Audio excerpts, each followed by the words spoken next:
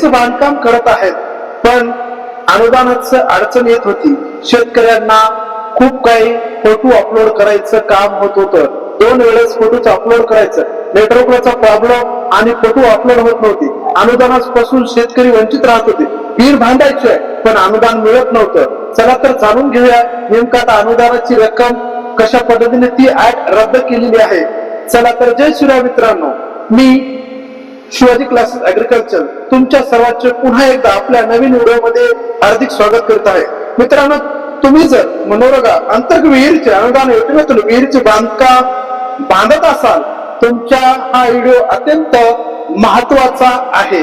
मित्रांनो, तुम्हाला माहित असेल मनोरगा या योजनेअंतर्गत विहिरीचे काम करत असताना मजुराची उपस्थिती ही नोंदवण्याकरता NNS या मोबाईल ऍपवर बंधनकारक शासनाकडून करण्यात आलेली आहे.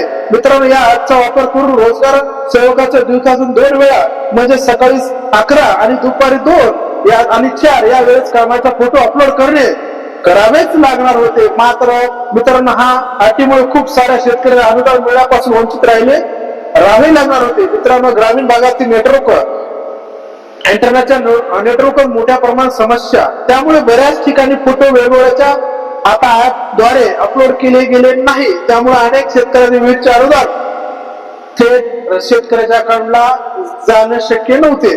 मित्रांनो, या समस्येवर धाराशिवचे आमदार श्री कैलास पाटील यांनी विधानसभेत हा मुद्दा अतिशय आक्रमक मांडला. त्यांनी मांडलेल्या मुद्दा हा विषय हा योग्य असल्याच्या कारणाने महाराष्ट्र सरकारने मंत्री भरत साहेबांनी विधानसभेत शेतकऱ्याकरता ही अत्यंत दिलासादायी घोषणा केली आहे.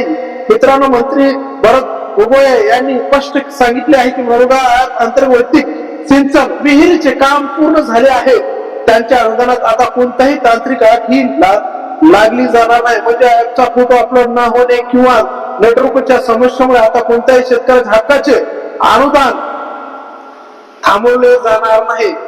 त्यात थेट विना अनुदान आता दिले जाणार आहे. मित्रांनो, राज्य सरकारचा हा महत्वाचा निर्णय, ज्या शेतकऱ्याचे स्वतःचे पैसे लावून विहिरीचे काम पूर्ण केलेले आहे, परंतु केवळ ऍपच्या तांत्रिक अडचणीमुळे आणि नेटवर्कच्या समस्यामुळे अनुदानापासून वंचित होते, त्याचे बँक खात्यामध्ये आता थेट पैसे जमा होण्याचा मार्ग हा ठिकठिकाणी मोकळा झाला आहे. मित्रांनो, शासनाचा हा निर्णय तुम्हाला कसा वाटला?